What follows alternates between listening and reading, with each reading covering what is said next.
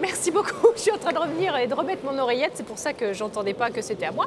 Donc c'est à moi. Et ben écoutez, je suis ravie puisqu'on va partir désormais sur une table ronde dédiée au café, son usage en restauration et ailleurs. Allons-y.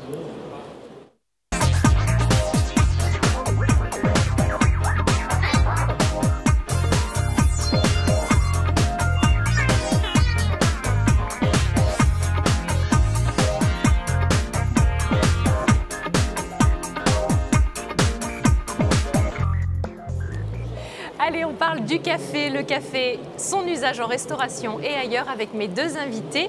À ma droite, monsieur Laurent Durieux, directeur France chez Malongo, bienvenue. Et à ma gauche, Nir Chouchana, qui est barista, formateur également, SCAE, la Specialty Coffee Association of Europe. Exactement.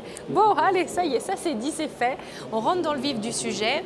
On va parler du café, le café qui est quand même le dernier aspect d'un bon repas. Alors ouais, on est bien d'accord, hein, oui. C'est quand même ce qui arrive avec la note.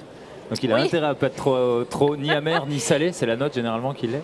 Donc c'est vrai que c'est quand même un aspect du repas qu'il ne faut pas négliger. Et nous on travaille tous les jours là-dessus, hein, puisqu'on essaye vraiment, hein, avec des très bons torréfacteurs français, on essaye vraiment de faire des belles choses pour vraiment finir sur une touche magnifique. Magnifique.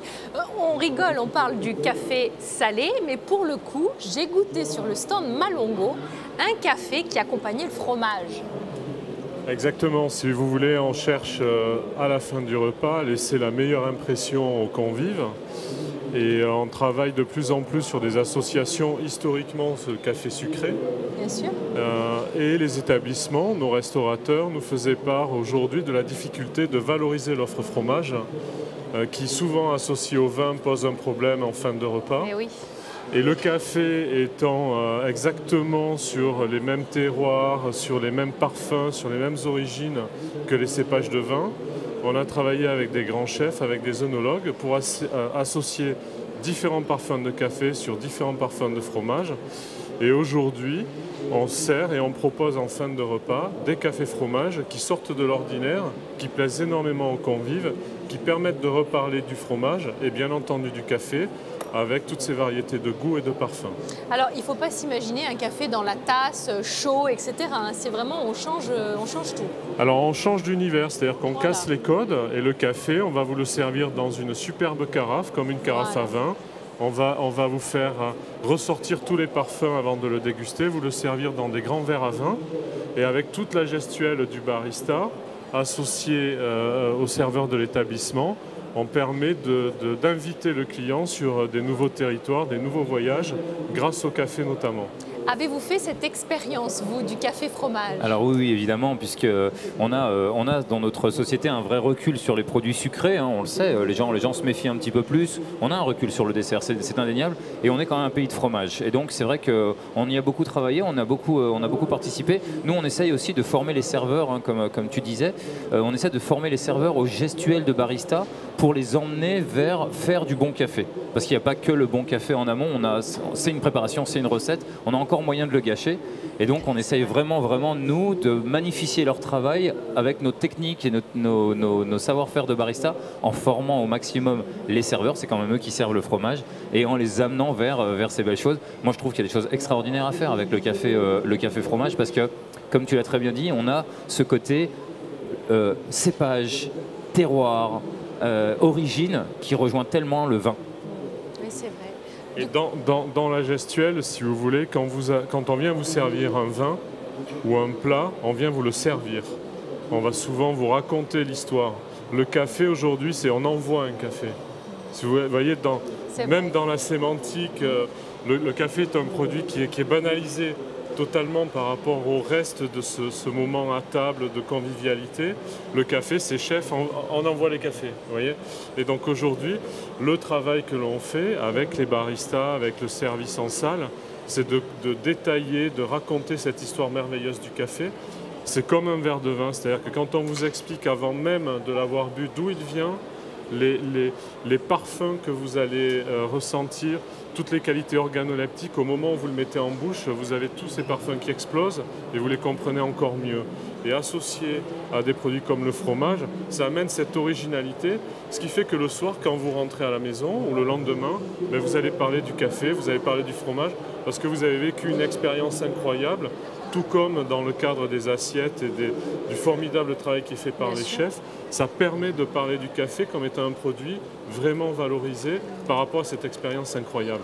Oui, c'est vrai, pardon, c'est vrai, mais on est vraiment dans un monde qui bouge et c'est vrai on se bat, hein, nous, depuis des années, pour dire aux chefs, écoute, tu choisis ton pain, tu choisis ton fromage chez un maître affineur, tu choisis ton vin avec un sommelier, tu vas chercher tes endives chez le producteur, tes champignons, tu vas les cueillir, et tu nous dis on envoie un café. Non, il y a du travail derrière, il y a du terroir, puis il y a du savoir-faire. C'est difficile de faire un bon café, mais en même temps, c'est à la portée de tous. Oui. C'est-à-dire qu'avec quelques clés, c'est très vite pas raté, en fait. Hein, c'est surtout ça, quoi. On le voit également avec le café gourmand. Oui. Café sucré, café gourmand. Parlons-en. Donc le café gourmand a été un peu banalisé aussi. C'est vrai qu'on partait d'une idée originale et très souvent la qualité des pâtisseries aujourd'hui, c'est souvent trop roboratif, très sucré, saturé en goût. Mais même quand on parle de café gourmand, on va vous détailler les gourmandises, mais on ne va pas vous parler du café. C'est vrai. Et l'importance du café associée là aussi aux fruits, au sucre, aux différentes saveurs est clé. C'est exactement comme un vin, c'est-à-dire qu'un vin ne va pas avec tous les mets. Un café ne se marie pas avec tout le sucré. Et donc vous allez associer des cafés très intenses avec du chocolat et puis des cafés qui vont avoir des parfums beaucoup plus floraux, beaucoup plus légers, avec des desserts autour du fruit, autour de la vanille, etc. Vous voyez, donc, mais à ce moment-là, quand on vous sert, et tous on est concernés, on nous détaille la pâtisserie, mais le café, on l'envoie, on continue à l'envoyer sans en parler. Transparent, si on veut se dire. Alors, heureusement, moi je fais quelques belles tables où on commence à avoir un vrai mouvement, hein, ce fameux mouvement qu'on appelle nous dans notre métier la troisième vague. On a un vrai mouvement où on a ces chefs qui enfin investissent dans une bonne machine, dans du vrai savoir-faire. Il y en a beaucoup même qui mettent même plus de café espresso, ils mettent du filtre. Hein, parce qu'on va avoir d'autres notes, c'est ce qu'on appelle les cafés un peu thé, hein, parce que c'est des cafés beaucoup plus légers, des cafés beaucoup plus dilués, avec une extraction douce, une méthode douce, qu'on appelle une méthode douce. Et donc on va avoir de plus en plus de chefs qui vont faire attention à l'origine, grand bien nous fasse, hein, c'est déjà ça d'évangéliser. Et donc nous on est là pour les accompagner, on essaye vraiment de ne pas les rater. Et puis voilà, l'idée c'est quand même de faire monter le café vers le haut mais par le bas en essayant de démocratiser un bon café pour tous. Je pense que ça c'est important, je pense qu'on a cette philosophie nous à la CAE.